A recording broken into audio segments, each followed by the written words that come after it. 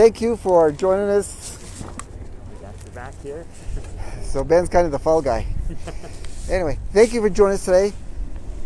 Congressman Ben McAdams, I want to welcome you to West Jordan at our Veterans Memorial Park. This is one of our favorite parks in the city. We have lots of fantastic parks. This is one of our favorite ones. Thank you. I'll start over. Ladies and gentlemen, I want to welcome you to West Jordan. Congressman Ben McAdams, I want to welcome you here to West Jordan. We are at Veterans Memorial Park in West Jordan. This is our flagship park in the city. We have lots of fantastic parks. This is one of our favorite parks. As you can see, we have a memorial here to represent our veterans who sacrificed their lives and their time for all of us. I want to turn the time over to Congressman McAdams, who has some good news for our veterans. Congressman. Thank you, Mayor. Thank you. Well, thank you, Mayor Burton, for welcoming us here to West Jordan, to your amazing park and this Veterans Memorial. And good morning to all of you. Thank you for being here with us today. Americans veterans serve our nation and put their lives on the line for our freedoms. They sign up to train, fight if necessary, and be on the ready to protect us from threats. And far too often, when their service is over, they return home only to struggle with mental health challenges. And tragically, far too many of our veterans die by suicide. We must do everything we can to help those veterans who are facing the risk of death by suicide. The veteran suicide rate is 1.5 times higher than that of non-veterans. That is unacceptable and can be prevented. I have worked on several efforts to prevent suicide, including research on better prevention tools and working to increase the number of mental health professionals and supporting the 3-digit suicide hotline. But we must do more.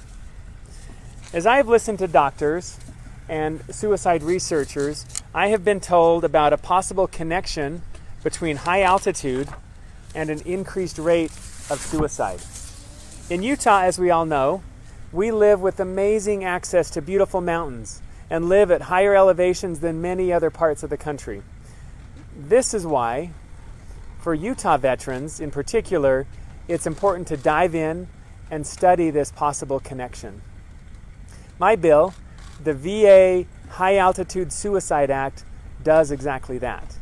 It directs the VA to research this connection, then it goes one step further to use what we learn to develop life-saving tools that will prevent veteran suicide.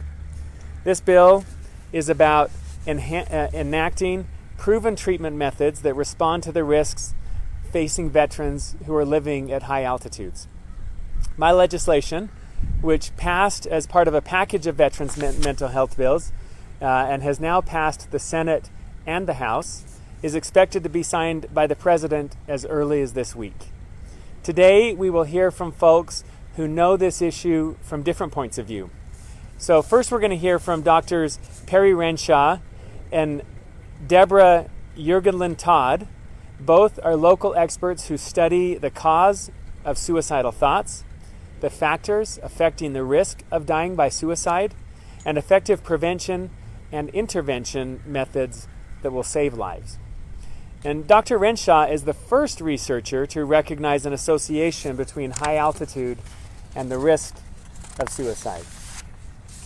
Following these professionals, we will hear from Terry Scow, who works closely with Utah veterans groups and is the retired director of the Utah Department of Veterans Affairs. Finally, we will hear from Chris Gaynor. Chris knows on a deeply personal level why this work is so important. Chris served our country in the U.S. Navy from 2003 to 2006. He deployed twice to Iraq. And coming home, Chris, as he will share with us, struggled with thoughts of suicide and now shares his story to help others.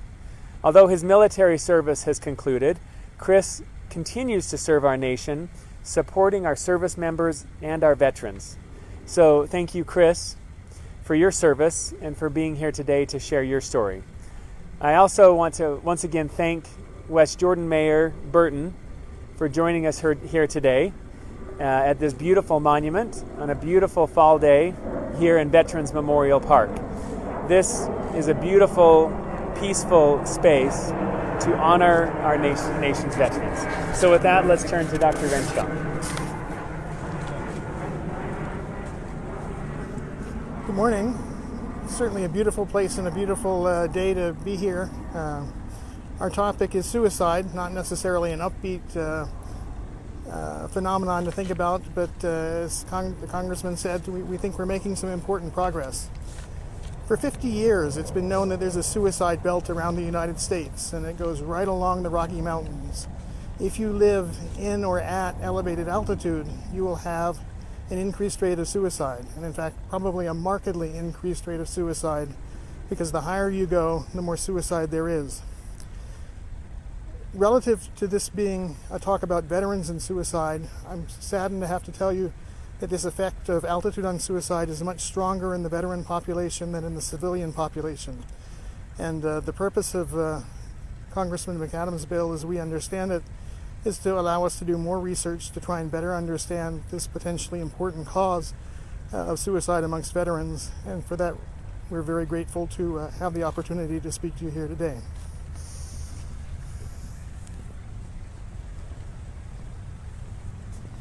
Hello, I'm Deborah Yergelintot, and I'm the director of the Mental Illness Research Education Clinical Center here in the Salt Lake City, VA. And our center is dedicated to researching and understanding suicide and suicide prevention. I'm very happy to be here celebrating this legislation because it will enable us to take forward some work that has really not been carried out to its fullest potential yet. We know, as Dr. Renshaw mentioned, that there are many factors that contribute to suicide, and that these factors have been studied fairly robustly over the last 15 to 20 years.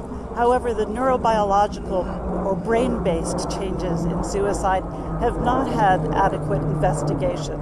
So this particular legislation will now allow us to carry out unprecedented research in this area and also develop better treatments because of that.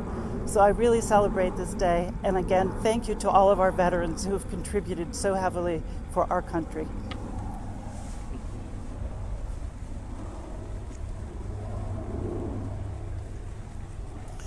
Good morning. My name is Terry Scow, and as Representative McAdams said, I retired as a director for the Utah Department of Veterans Affairs. I note that 50 years ago, the end of this month, I completed my tour of duty in Vietnam, and it's been my high honor to work with veterans ever since then. I'm pleased to note that this legislation calls on the VA Rural Health Resource Centers to do research. Right here in Salt Lake City, you have one of those Rural Health Resource Centers headed up by Dr. Byron Bear. I had the great honor to chair the VA's Rural Health Advisory Committee, and I greatly appreciate this effort to study the possible effects on suicides on high altitude. I would want to also thank Representative McAdams for his great work helping our veterans. He's going to be helping us before too long on another bill to name a VA clinic after a Salt Lake County veteran. But thank you for the opportunity to come today, and thank you, Representative McAdams, for looking after our veterans.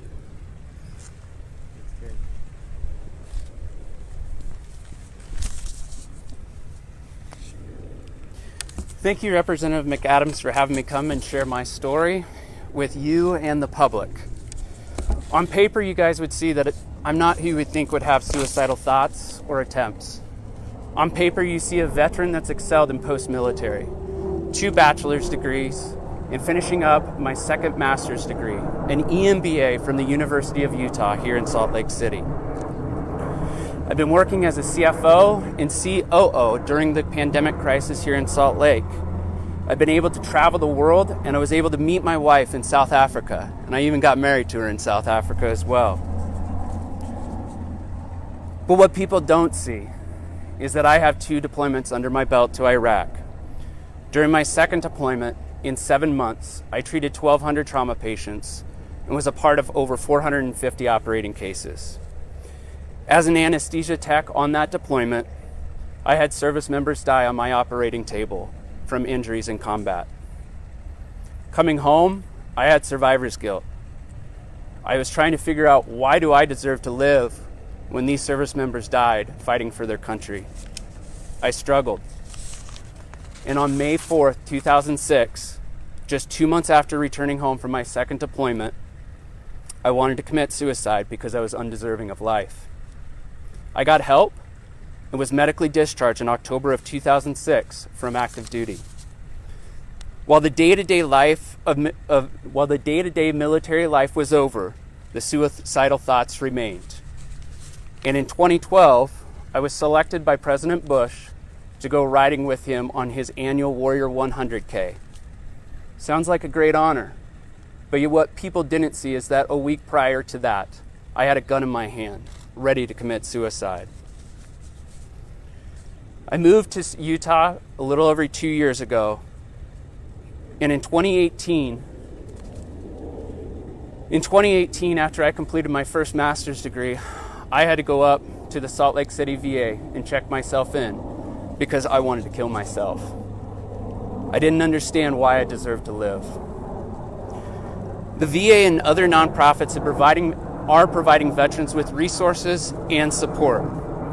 But in order for us to have an effective treatment plan for mental health, we have to know what risk factors are associated with this. When I was discharged from the Salt Lake City VA, I never knew that high altitude was going to be an issue. And so that is why I thank you, Representative McAdams, for seeing this need and identifying the risk factors that are associated with suicide. This is a serious bipartisan issue that will impact our communities. While deployed, I saw service members die on my operating table from injuries in combat.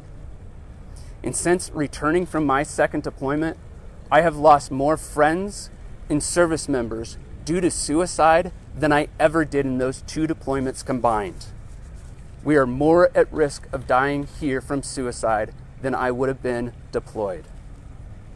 So once again, thank you, Representative McAdams, for giving the VA an opportunity to research this further and to be able to help our veterans. Let's get this bill passed, which could have saved my teammates and friends who've committed suicide, and also be able to help me myself. Thank you, Representative McAdams. Well, thank you, Chris, for opening up and sharing your story. Thank you to Drs. Renshaw and Jürgen Lentad for being with us today, and to my friend Terry Scow, always thank you for your advocacy for our veterans. Thanks for joining us. I think everybody's available and willing to do one-on-ones, so thanks.